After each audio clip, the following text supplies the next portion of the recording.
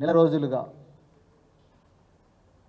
మరి ముఖ్యంగా గత 3 రోజుల నుండి తెలంగాణలో రేవంత్ రెడ్డి గారు, మల్లు బట్టి విక్రమార్క గారు, అదేవిధంగా పొన్నం ప్రభాకర్ గారు, అలాగే కోమటిరెడ్డి వెంకటరెడ్డి గారు రకరకాల వేదికల మీద తెలంగాణ విద్యా వ్యవస్థ గత 10 సంవత్సరాల్లో మరి శిథిలమైపోయిందని, మరి ఇప్పుడు ఆ శిథిలమైపోయిన అని చెప్తున్న విద్యా వ్యవస్థను మేమేదో బాగు చేస్తామని చెప్పి ప్రజలందరి ముందుకు ఇంటిగ్రేటెడ్ రెసిడెన్షియల్ స్కూల్స్ అంటే సమీకృత గురుకుల పాఠశాలలను మేము కొత్తగా తీసుకురాబోతున్నాం. మరి 11వ తారీఖు నాడు 21 నియోజకవర్గాల్లో వీటికి భూమి పూజ చేస్తామని చెప్పేసి వాళ్ళు ఊదరగొడుతూ ఉపన్యాసాలు ఇస్తూ ఉన్నారు.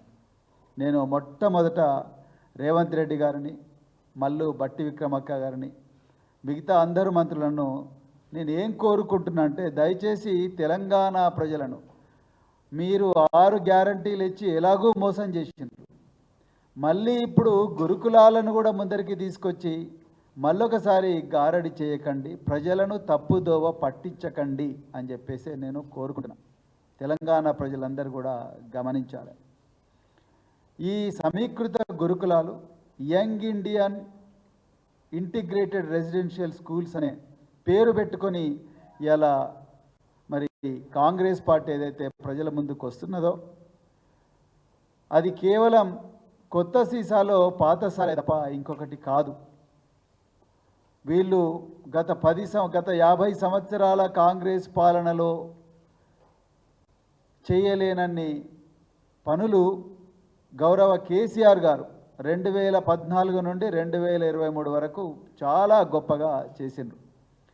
అవి ఓర్వలేక, ఆ అభివృద్ధిని చూసి మరి ఓర్వలేక అక్కసుతో కేసీఆర్ గారు ఎంతో కష్టపడి శ్రమించి రాత్రింబవళ్ళు శ్రమించి నిర్మించిన ఒక గొప్ప గురుకుల విద్యా వ్యవస్థను, ప్రపంచ స్థాయికి తీసుకొచ్చిన గురుకుల విద్యా వ్యవస్థను ప్రణాళికాబద్ధంగా కూల్చడమే పనిగా కాంగ్రెస్ పార్టీ వాళ్ళు పెట్టుకున్నారు. దానికే రకరకాల పేర్లు పెడతా ఉన్నారు. అందులో భాగమే ఈ సమీకృత గురుకులాలు. మిత్రులారా, మొట్టమొదట ఈ మల్లు బట్టి విక్రమార్క గారి ప్రకటనలు కానీ, లేకపోతే మరి ముఖ్యమంత్రి రేవంత్ రెడ్డి గారి ప్రకటనలు కానీ చూస్తుంటే వాళ్ళకి అసలు విద్యా వ్యవస్థ మీద ఏమాత్రం అవగాహన లేదని అనిపిస్తూ ఉన్నది. మరి ముఖ్యంగా గురుకుల విద్యా వ్యవస్థ మీద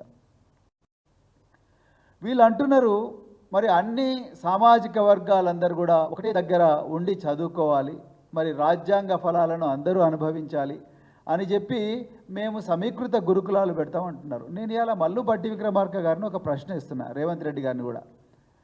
మీరు ఎప్పుడైనా గురుకుల పాఠశాలకు పోయినరా? అక్కడ అధికారులతో మాట్లాడినరా? అక్కడ విద్యార్థులతో మాట్లాడినరా? ఉపాధ్యాయులతో మాట్లాడినరా? అసలు ఆ గురుకులాలు పెట్టిన జీవోని ఎప్పుడైనా మీరు చూసినరా? చూడలేదు. చూస్తే మీరు ఈ సమీకృత గురుకులాలను తీసుకురారు. ప్రతి గురుకులానికి కూడా ఒక జీవో ఉంటుంది. ఆ జీవోలో విద్యార్థులు ఏ ఏ సామాజిక వర్గాల వాళ్ళు ఏ ఏ నిష్పత్తిలో రావాలనేది స్పష్టంగా జీవోలో ఉంటుంది. ఎస్సీ గురుకులాలు అయితే 75% ఎస్సీలు, 25% మిగతా సామాజిక వర్గాలకు చెందిన వాళ్ళు ఉంటారు. అంటే ఎస్టీలు, బీసీలు, మైనారిటీలు, అగ్రవర్ణాల్లో ఉండే పేదలు. బీసీ గురుకులాలు అయితే 70% మంది బీసీలు ఉంటారు, 30% మంది నాన్ బీసీలు ఉంటారు. మైనారిటీలు అయితే 70% మంది మైనారిటీలు ఉంటారు, 30% మంది నాన్ మైనారిటీలు ఉంటారు. ట్రైబల్ గురుకులాలు అయితే, ఆశ్రమ పాఠశాలలు అయితే 70% మంది ట్రైబల్స్ ఉంటారు, 30% మంది నాన్ ట్రైబల్స్ ఉంటారు. ఇంకా జనరల్ గురుకులాలు అయితే 50% జనరల్ కేటగిరీ, మిగతా 50% మిగతా సామాజిక వర్గాలన్నీ కూడా రాజ్యాంగబద్ధమైన రిజర్వేషన్ అనుసరించి తీసుకుంటారు.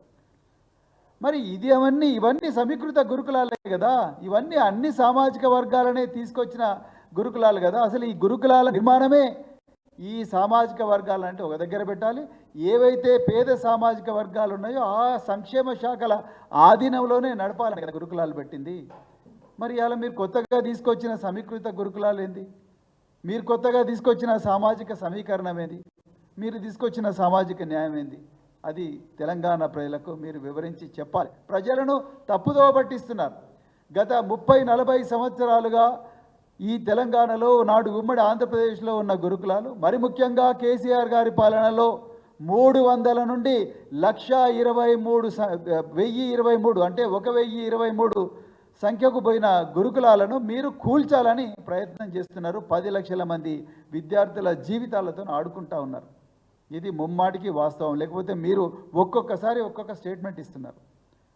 మరి ఇప్పుడు మీరు సమీకృత గురుకులాలు అంటున్నారు. అంటే ఇప్పుడు ఎస్సీ సంక్షేమ గురుకులాలు బంద్ కావాలన్నా మీ ఉద్దేశం ప్రకారం? బీసీ సంక్షేమ గురుకులాలు బంద్ కావాలన్నా? మైనారిటీ సంక్షేమ గురుకులాలు బంద్ కావాలన్నా? గిరిజన సంక్షేమ గురుకులాలు బంద్ కావాలన్నా? మరి ఏ గురుకులాలు ఉండాలి మీరు చెప్పండి. ఇవన్నీ సమీకృత గురుకులాలే కదా. ఇప్పుడు మీరు కొత్తగా చేసేది ఏమున్నది? దాని మీద మీరు స్పష్టత ఇవ్వడం లేదు. అదేవిధంగా కేసీఆర్ గారి హయాంలో మరి ఒక్కొక్క గురుకులానికి 640 మంది విద్యార్థులు పెట్టి, ఆ 600 బాయ్స్కి ఒక గురుకులం, గర్ల్స్కి ఒక గురుకులం, అట్లా 640 మంది విద్యార్థులను పెట్టి ఒక్కొక్క గురుకులానికి కనీసం అంటే 7 నుంచి 10 ఎకరాల భూమి కేటాయించి ఒక్కొక్క విద్యార్థి మీద దాదాపుగా 1,00,000 రూపాయలు ఖర్చు చేసిన ఘనత మరి కేసీఆర్ గారి. ఇలా మీరేం చేస్తూ ఉన్నారు? అదేవిధంగా మండలానికి ఒక గురుకులాన్ని ఇచ్చిండు కేసీఆర్ గారు. నియోజకవర్గం అని మీరు అంటున్నారు, మండలానికి కూడా ఒక గురుకులాన్ని ఇచ్చారు. మండలంలో ఒక ఎస్సీ గురుకులమో, ఒక ఎస్టీ గురుకులమో, లేకపోతే ఒక బీసీ గురుకులమో, ఒక మైనారిటీ గురుకులం ఉంటుంది. ఇలా ఇంటిగ్రేటెడ్ గురుకులాల పేరు మీద మీరు మండలాల్లో ఉండే గురుకులాలన్నీ కూడా రద్దు చేసి నియోజకవర్గంలో ఒక దగ్గరికి తీసుకొస్తామంటే మరి ఆ మండల ప్రజలు ఏం కాను? ఎప్పుడన్నా ఆలోచించిందా? ఆ మండలాల్లో చదువుకునే విద్యార్థుల పరిస్థితి ఏం కాను? ఇప్పటికే అన్ని సంక్షేమ శాఖల్లో చాలా గురుకులాలు కూడా వాళ్ళు ఆ మండలాల్లో భూమిని కూడా తీసుకున్నాయి బిల్డింగ్ కట్టాలని చెప్పేసి. ఇలా ఆ భూమి ఏమైపోతుంది? ఆ గురుకులాలకు రావాల్సిన పక్కా భవనం ఏమైపోతుంది? దాని మీద కూడా మీరు స్పష్టత ఇవ్వడం లేదు. అదేవిధంగా మరి ప్రతి గురుకులానికి 10 ఎకరాలు అని చెప్పి ఆనాడు మరి కేసీఆర్ గారు మరి డిసైడ్ చేసి గురుకులాలకు అప్పుడు ఉన్న పరిస్థితుల్లో బడ్జెట్ అలాట్ చేసి మరి గురుకులాలను నడిపిస్తే అన్నీ ఒకటేసారి కట్టలేము. అందుకొరకే మొదటి దశలో రెంటుకు తీసుకోవడం జరిగింది. రాబోయే నిదానంగా మైనారిటీ గురుకులాలు కట్టడం జరిగింది. తర్వాత ఒక్కొక్క గురుకులం కడతామని చెప్పేసి ఆనాడు ప్రభుత్వం నిర్ణయం తీసుకున్నది. మొన్న మీరే బట్టి విక్రమార్క గారు అన్నారు, ఏమన్నారు? 1,023 గురుకులాల్లో 662 గురుకులాలకు పక్కా భవనాలు లేవని నిన్నగాక మొన్న మీరు ప్రెస్ మీట్లో చెప్పిండ్రు. మరి 662 గురుకులాలకు బడ్జెట్ శాంక్షన్ చేయండి కదా. ముందు కేసీఆర్ గారు స్థాపించిన 662 ఏవైతే 662 గురుకులాలు ఉన్నాయో వాటికి బడ్జెట్ శాంక్షన్ చేయండి, వాటికి పక్కా భవనాలు కట్టించండి. అవి కట్టించకుండా అవన్నీ కూడా రద్దు చేసి వాటిని తీసుకొచ్చి నియోజకవర్గంలో ఒక ప్లేస్లో మీరేమంటున్నారు? 2,560 మంది విద్యార్థులకు 25 ఎకరాల భూమిలో మేము 25 కోట్లతో కడతామంటున్నారు. నాకు నిజంగా ఈ స్టేట్మెంటే హాస్యాస్పదం అనిపిస్తుంది. మీరు ఒకసారి ఉస్మానియా యూనివర్సిటీ పోండి, మీరు హైదరాబాద్ సెంట్రల్ యూనివర్సిటీ పోండి. మల్లు బట్టి విక్రమార్క గారు మీరు హైదరాబాద్ సెంట్రల్ యూనివర్సిటీలో చదువుకున్నారు. మరి హైదరాబాద్ సెంట్రల్ యూనివర్సిటీలో చదువుకుంటున్న విద్యార్థులు అందరికీ కూడా ఒకటే మెస్ ఉన్నదా? ఒకటే హాస్టల్ ఉన్నదా? లేదు. స్కూల్కి ఒక హాస్టల్ ఉన్నది, అక్కడ స్కూల్కి ఒక డార్మిటరీ ఉన్నది. ఉస్మానియా యూనివర్సిటీలో ఇంజనీరింగ్ కాలేజ్కు సపరేట్ హాస్టల్ ఉన్నది, సపరేట్ డార్మిటరీ ఉన్నది, సపరేట్ డైనింగ్ హాల్ ఉన్నది. కాలేజ్ ఆఫ్ టెక్నాలజీకి సపరేట్ ఉన్నది, ఆర్ట్స్ కాలేజ్కు సపరేట్ ఉన్నది, సైన్స్ కాలేజ్కు కృష్ణవేణి బి హాస్టల్ ఉన్నది, సి హాస్టల్ ఉన్నది, ECH1 ECH2 అట్లా new PG hostel, ladies hostel, రకరకాల హాస్టల్స్ సపరేట్గా ఉన్నవి. స్పోర్ట్స్ హాస్టల్కు వాళ్ళకి సపరేట్ డైనింగ్ హాల్ ఉన్నది. అందరినీ కలిపి 10,000 మంది విద్యార్థులు కలిపి ఒకటే డైనింగ్ హాల్ ఎక్కడైనా పెట్టంగా చూసినరా మీరు? ఎందుకు ఈ పిల్లలతో ఆడుకుంటున్నారు మీరు? పిల్లలు వీళ్ళు these people are children, not chicken. They are not chicken. Schools are not poultry farms. కోళ్ళ ఫాములు కావు పాఠశాలలు విద్యాలయాలు. 2,560 మంది విద్యార్థులను ఒకటే చోట పెట్టి వాళ్ళందరికీ మీరు ఒకటే డైనింగ్ హాల్ పెట్టి వాటిని మెయింటైన్ చేయలేక ఉండే ఆ లంచ్ అవర్ ఎంతండి? 1 గంట ఇస్తారు లంచ్ అవర్. 1 గంటలో 2,560 మంది విద్యార్థులు తినగలరా? మీరు ఇచ్చే 120 మంది టీచర్లు ఆజమాయిషి చేయగలరా వాళ్ళతోని? వీలవుతుంది అసలు? ఎట్లా వీలవుతుంది? ఈవెన్ ఆర్మీ కంటోన్మెంట్లో కూడా వీలు కాదు, ఆ సైనిక్ స్కూళ్ళలో వీలు కాదు. ఇక్కడ ఎట్లా మీరు కోరుకొండ సైనిక్ స్కూల్ పోయి చూడండి, కలికిరి సైనిక్ స్కూల్ పోయి చూడండి, ఆంధ్రప్రదేశ్లో ఎక్కడ కూడా వీలు కాదు. మరి ఇలా మీరు కొత్తగా ఎందుకు తీసుకొచ్చి పెడుతున్నారు? ఇది 2560 మంది విద్యార్థులను 25 ఎకరాల ప్లేస్లో పెడుతున్నారు. అదే 640 మంది విద్యార్థులకే 10 ఎకరాల భూమి ఆనాడు కేసీఆర్ గారు అలాట్ చేస్తే ఇలా మీరు 2560 మంది విద్యార్థులకు మీరు 25 ఎకరాలు అలాట్ చేస్తారు. ఎట్లా సరిపోతుంది? ఇంకా మూడవది, ఇంకొక విషయం ఏంటంటే 2011లో ఉమ్మడి ఆంధ్రప్రదేశ్లో 640 మంది స్ట్రెంత్ ఉండే ఒక గురుకుల పాఠశాల కట్టడానికి ఆనాడు అయిన బడ్జెట్ 10 కోట్లు. 2016లో బడ్జెట్ 20 కోట్లకు పెరిగింది 640 మంది విద్యార్థులకు. ఇవాళ 2560 మందికి మల్లు బట్టి విక్రమార్క గారు నిన్న స్టేట్మెంట్ ఇచ్చారు, నిన్న కాక మొన్న 25 కోట్లు ఖర్చు పెడతామన్నారు. ఎవరి చెవులో పూలు పెడుతున్నారండి మీరు? 640 మందికి 20 కోట్లు అయితే 2560 మందికి 25 కోట్లలో ఏం కడతారు మీరు? ఒక అకాడమిక్ బ్లాక్ రాదు, ఒక అకాడమిక్ బ్లాక్ రాదు 25 కోట్లకు. మీరు ఎట్లా కడతారు? ఏ విధంగా కడతారు? ఇది కేవలం రియల్ ఎస్టేట్ ఎంటర్ప్రైజ్ లాగానే అనిపిస్తూ ఉన్నది. మరి అదేవిధంగా ఇప్పటికే చాలా చోట్ల కూడా ల్యాండ్ అక్వైర్ చేసిండ్రు. మరి దాని సంగతి ఏంది అది చెప్పాలి. అదేవిధంగా మిగతా గురుకుల పాఠశాల మిగతా సొసైటీస్ ఏవైతే ఉన్నాయో ఆ సొసైటీస్ భవితవ్యం ఏంది? వాటిని రద్దు చేస్తారా? సంక్షేమ శాఖలన్నీ కూడా రద్దు చేస్తారా? సంక్షేమ భవన్ మూసేస్తారా? దీని మీద కూడా మీరు ఆన్సర్ చెప్పాల్సిన అవసరం ఉన్నది. మీకు నిజంగా సమీకృత గురుకులాలు అంటే ఆల్రెడీ సమీకృత గురుకులాలు ఎడ్యుకేషన్ డిపార్ట్మెంట్ కింద ఉన్నాయి కదా. TREAS అని ఒక సొసైటీ ఉన్నది, దాని కింద 30 స్కూల్స్ ఉన్నాయి. దాని సంఖ్య పెంచండి, ఎవరు వద్దన్నారు? అది పెంచారంట. అది పెంచకుండా మీరు ఇంకా కొత్త స్కూల్స్ ఏవో తీసుకొచ్చి ప్రతి నియోజకవర్గం తీసుకొచ్చి మేము ఇక్కడ పెడతామని అంటున్నారు.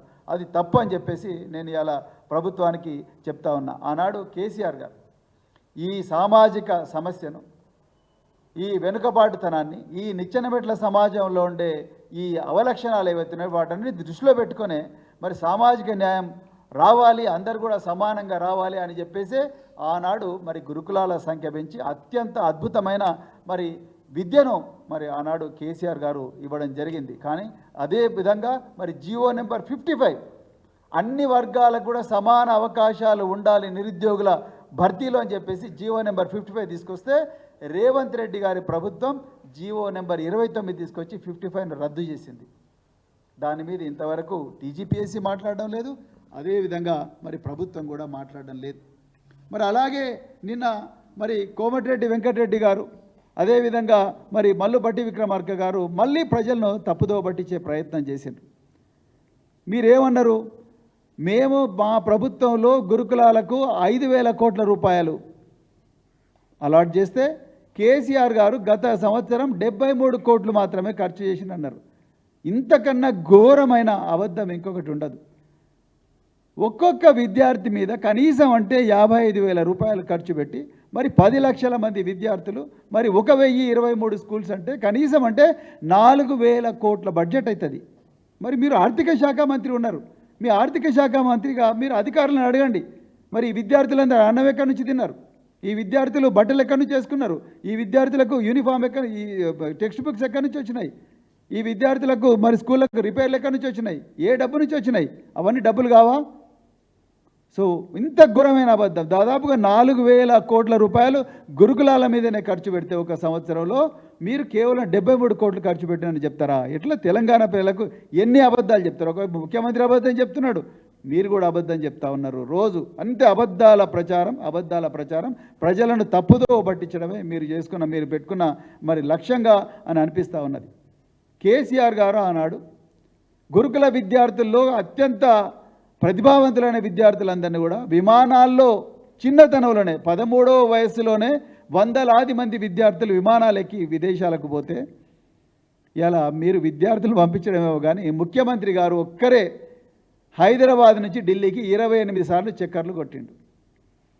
మేమేమో మా ప్రభుత్వంలో విద్యార్థులను విమానాలు ఎక్కిస్తే ఇలా విద్యార్థుల పుట్టగొట్టి ముఖ్యమంత్రి గారు మరి ఆయన్నే 28 సార్లు ఢిల్లీ ట్రిప్ వేసిండు విమానాలు. అంటే మీరు అర్థం చేసుకోండి. అది కాకుండా ఇక లండన్ థేమ్స్ నది పోయొచ్చిండు, మరి దక్షిణ కొరియాలో హాన్ నది చూసొచ్చిండు. ఆ రివర్ ఫ్రంట్ చూసినప్పటి నుంచి ఈ హైదరాబాద్ ప్రజలకు కంటి మీద కొనుకు లేదు.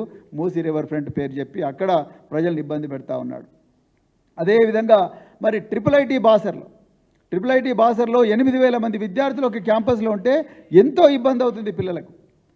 ఆ 8,000 మంది విద్యార్థులు ఒక దాంట్లో ఉంటే దాని మీద స్టడీ చేయకుండా, దాంట్లో వస్తున్న ఇబ్బందులను స్టడీ చేయకుండా 2,560 మంది విద్యార్థులు ఒక దగ్గర పెట్టడానికి పూర్తిగా మేము ఖండిస్తున్నాం. అదేవిధంగా మరి ఈ నిన్నగాక మొన్న గురుకుల పాఠశాలలో దాదాపు 186 మంది విద్యార్థులకు మెడికల్ సీట్లు వచ్చినాయి. సాంఘిక సంక్షేమ శాఖను ఉదాహరణగా తీసుకుంటే 186 మంది విద్యార్థులకు వస్తే ఆనాడు కేసీఆర్ గారు వెంటనే ఒక్కొక్కరికి 50,000 రూపాయల పారితోషికం ఇచ్చి ఒక్కొక్కరికి ఒక ల్యాప్టాప్ ఇచ్చిండ్రు. ఇంతవరకు కనీసం ఒక మంత్రి పోయి అడిగిన పాపాన పోలే. ఎందుకంత మీకు కొసి గురుకులాల మీద? ఈ పిల్లలు బాగా చదువుకుంటే ఎందుకు మీరు మరి భరించలేకపోతున్నారు? ఇవాళ మేము ప్రభుత్వాన్ని ఒకటే డిమాండ్ చేస్తున్నాం, మీరు దయచేసి అంకెల గారడి బంద్ చేయండి. అంకెల గారడి బంద్ చేసి విద్యార్థుల జీవితాలతో ఆడుకోకండి. విద్యార్థులు డిమాండ్ చేస్తున్నది మాకు మంచి ఫ్యాకల్టీ కావాలని. వాళ్ళు మంచి ఫ్యాకల్టీ కావాలని డిమాండ్ చేస్తుంటే మీరేమంటున్నారు? ఫ్యాకల్టీ 2,000 మందిని ఒకటే రోజు రాత్రి తీసేసిండ్రు. 2,000 మందిని ఒకటే రోజు రాత్రి తీసేసిండ్రు. నేను ఆనాడు సాంఘిక సంక్షేమ మంత్రి మాజీ మంత్రి జగదీష్ రెడ్డి గారు, కొప్పుల ఈశ్వర్ గారు, మేమందరం, బల్క సుమన్ గారు, మేమందరం పోయి కొట్లాడితే మళ్ళీ తీసుకొచ్చి ఆ 2,000 మందిని రీఇన్స్టేట్ చేసిండ్రు. వాళ్ళకి జీతాలు ఇంతవరకు రాలే. అదేవిధంగా ఖైదీలకు 83 రూపాయల డైట్ చార్జెస్ ఉంటే జైళ్ళల్లో విద్యార్థులకు 37 రూపాయలే ఉంటున్నాయి. వాటిని పెంచండి అని మేము ఎప్పటి నుంచో రిక్వెస్ట్ చేస్తున్నాం. ఇంతవరకు దాని మీద ఎవ్వరూ మాట్లాడలేదు. ఇప్పుడైనా మీరు కళ్ళు తెరిచి కనీసం అంటే 60 రూపాయలు విద్యార్థులకు మెస్ ఛార్జీలు పెంచే విధంగా చూడండి. ఆ 662 గురుకులాలు కేసీఆర్ గారి హయాంలో ఏవైతే వచ్చినాయో వాటికి ముందు పక్కా భవనాలు కట్టించండి. మండలాలకు ఒక గురుకులం ఉంది, ఆ మండలాల్లో గురుకుల భవనాలు కట్టించండి. దాని తర్వాత మీరు 1-2 చోట్ల మీరు ప్రయోగం చేస్తే చేయండి, కానీ ఇదొక రాష్ట్ర వ్యాప్తంగా పాలసీ మాత్రం చేయకండి. ఇంకొక ఘోరమైన విషయం ఏంటంటే అసలు ఇంత జరుగుతున్నది. నిన్నగాక మొన్న మల్లు బట్టి విక్రమార్క గారు ఇగో మా సమీకృత గురుకులాలు ఈ విధంగా ఉండబోతున్నాయని చెప్పి ఒక పెద్ద డిజైన్ పవర్ పాయింట్ ప్రజెంటేషన్ ఇచ్చిండ్రు. నేను బట్టి విక్రమార్క గారిని అడుగుతా ఉన్నాను, మీరు చాలా సీనియర్ లెజిస్లేటరు, అదేవిధంగా ఇప్పుడు ఉప ముఖ్యమంత్రి గారు, జీవో లేకుండా డిజైన్స్ ఎట్లా ఫైనలైజ్ చేసిండ్రు మీరు? అసలు మీ సమీకృత గురుకులాలకు దాని విధి విధానాలు ఏమిటి? విద్యార్థులను ఎట్లా సెలెక్ట్ చేస్తారు?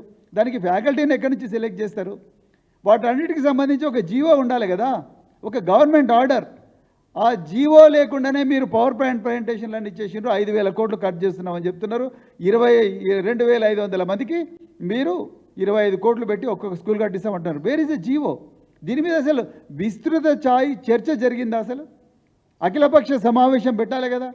మరి ఇంత గొప్ప సబ్జెక్టు, ఇంతమంది లక్షలాది మంది విద్యార్థుల జీవితాలను ప్రభావితం చేసే సబ్జెక్టు, మరి దాని మీద ఒక అఖిలపక్ష సమావేశం పెట్టాలి, విద్యావేత్తలతో మాట్లాడాలి. మీకు విద్యా కమిషన్ కూడా ఉన్నది, వాళ్ళైనా కన్వీన్ చేయవచ్చు ఒక సమావేశం పెట్టి. మరి ఎందుకు ఈ సమీకృత గురుకులాల వల్ల లాభం ఉన్నదా, నష్టం ఉన్నదా, లేకపోతే పిల్లల జీవితాలు ఏ విధంగా మారుతాయి, ఇప్పుడున్న గురుకుల వ్యవస్థ వల్ల వచ్చిన సమస్యలు ఏమిటి, దాని మీద డిస్కస్ చేయాలి కదా. డైట్ ఛార్జీల మీద డిస్కస్ చేయాలి. ఇంతవరకు యూనిఫామ్ గతి లేదు సోషల్ వెల్ఫేర్లో. రాబోయే వింటర్ చాలా తీవ్రంగా ఉండబోతున్నది, చలికాలం. ఇంతవరకు ఒక్క గురుకుల పాఠశాల కూడా ఉలెన్ రగ్గు సప్లై కాలే. నెక్స్ట్ మంత్ నుంచి చలికాలం స్టార్ట్ అవుతుంది. పిల్లలు ఎట్లా బతకాలి? నెక్స్ట్ మంత్ నుంచి చలికాలం స్టార్ట్ అవుతుంది. పిల్లలకి ఇంతవరకు రగ్గులు లేవు. కొన్ని గురుకుల పాఠశాలలో ఇప్పటి వరకు కూడా ఆటలు ఆడుకోవడానికి బూట్లు లేవు, ట్రాక్ సూట్లు లేవు. వాటి గురించి ఎప్పుడైనా ఆలోచించిందా? డైట్ ఛార్జీల పరిస్థితి ఘోరంగా ఉన్నది. మెస్ కాంట్రాక్టర్లకు ఇంతవరకు కూడా ఎవరికి బిల్స్ రాలేదు. ఉపాధ్యాయులకు జీతాలు నెలకు 1వ తారీఖు నాడు ఇస్తామన్నారు. ఇంతవరకు చాలా చోట్ల కూడా జీతాలు రాలేదు. పార్ట్ టైం టీచర్లకైతే అసలే రావడం లేదు, కాంట్రాక్ట్ టీచర్లకు కూడా అసలే రావడం లేదు. మరి వీటి గురించి ఆలోచించాలి కదా, మౌలికమైన సమస్యలు.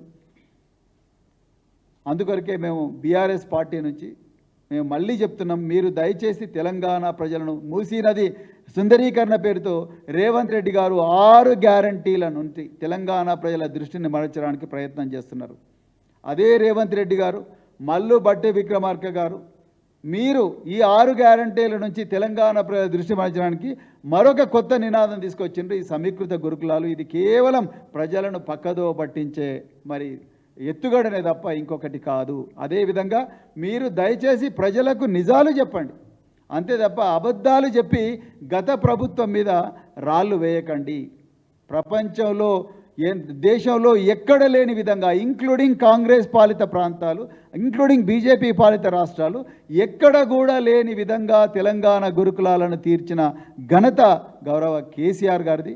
అది దయచేసి మీరు దాని మీద రాళ్ళేయకండి, ఆ వ్యవస్థ మీద రాళ్ళేయకండి, ఆ వ్యవస్థను ఆడుకోకండి. కేసీఆర్ గారు ముఖ్యమంత్రి అయిన తర్వాత ఆరోగ్యశ్రీ బంద్ చేయలేదు, దివంగత రాజశేఖర రెడ్డి గారు తీసుకొచ్చారు. ఫీ రియంబర్స్మెంట్ స్కీమ్ బంద్ చేయలేదు, అది కూడా రాజశేఖర రెడ్డి గారి హయాంలోనే వచ్చింది, అది బంద్ చేయలేదు కదా. మీరు కూడా మీకు దమ్ముంటే ఈ 662 గురుకులాలకు పక్కా బిల్డింగులు కట్టండి, స్పోర్ట్స్ అకాడమీస్ పెట్టండి. కేసీఆర్ గారు స్పోర్ట్స్ అకాడమీస్ పెట్టాడు, దాదాపుగా 70 స్పోర్ట్స్ అకాడమీ పెట్టిండు. వాటికి పక్కా బిల్డింగులు కట్టండి, వాటికి మంచి మంచి కోచ్లను తీసుకురండి, క్రికెట్ కోచ్లను తీసుకురండి, అదేవిధంగా సాఫ్ట్బాల్ కోచ్లను తీసుకురండి, బాక్సింగ్ కోచ్లను తీసుకురండి, మంచి బిల్డింగ్లు కట్టండి, అద్భుతమైన ఫెసిలిటీస్ ఇవ్వండి. ఎవరైతే అంటున్నారు కోచింగ్ సెంటర్లో పెట్టండి కొత్తగా, ఎవరైతే అంటున్నారు ఈ హయాంలో ప్రభుత్వంలో 200 మంది డాక్టర్లు అయితే మీరు 600 మంది డాక్టర్లను తయారు చేయండి కదా, ఎవరైతే అంటున్నారు. అంతే తప్ప ఉన్నదాన్ని గత ప్రభుత్వం నాశనం చేసింది, లేకపోతే గత ప్రభుత్వం శిథిలం చేసింది, విద్యా వ్యవస్థను పట్టించుకోలేదని ఈ తప్పుడు సంకేతాలు తెలంగాణ ప్రజలకు ఇవ్వకండి. అర్జెంటుగా అఖిలపక్ష సమావేశం పెట్టండి, అఖిలపక్ష సమావేశం పేరెంట్స్తో పెట్టండి, అదేవిధంగా విద్యావేత్తలతో కూడా సపరేట్గా సమావేశాలు పెట్టండి. పెట్టి అసలు ఈ గురుకులాల పరిస్థితి ఏంది, గురుకులాలను మీరు ఏం చేయాలనుకుంటారు, ప్రజల నుంచి కూడా వాళ్ళ అభిప్రాయాలు సేకరించాలని చెప్పి కోరుకుంటూ, మరి ఇంత అవకాశం ఇచ్చిన మీడియా మిత్రులందరికీ కూడా మరొకసారి హృదయపూర్వక ధన్యవాదాలు తెలుపుతూ, మరి ఈ తెలంగాణ ప్రభుత్వం తలపెట్టిన ఈ సమీకృత గురుకులాలు ఏవైతే మరి రాష్ట్ర వ్యాప్తంగా ఏదైతే చేస్తున్నారో ఆ రాష్ట్ర వ్యాప్తంగా చేసే కార్యక్రమాన్ని బంద్ చేసి ఇప్పుడున్న గురుకులాలకు 662 గురుకులాలకు పక్కా భవనాలు కట్టించిన తర్వాతనే మిగతా ప్రయోగాలు చేయాలని చెప్పేసి డిమాండ్ చేస్తూ ఈ ప్రెస్ కాన్ఫరెన్స్ ముగిసినట్టుగా చెప్తున్నాను. జై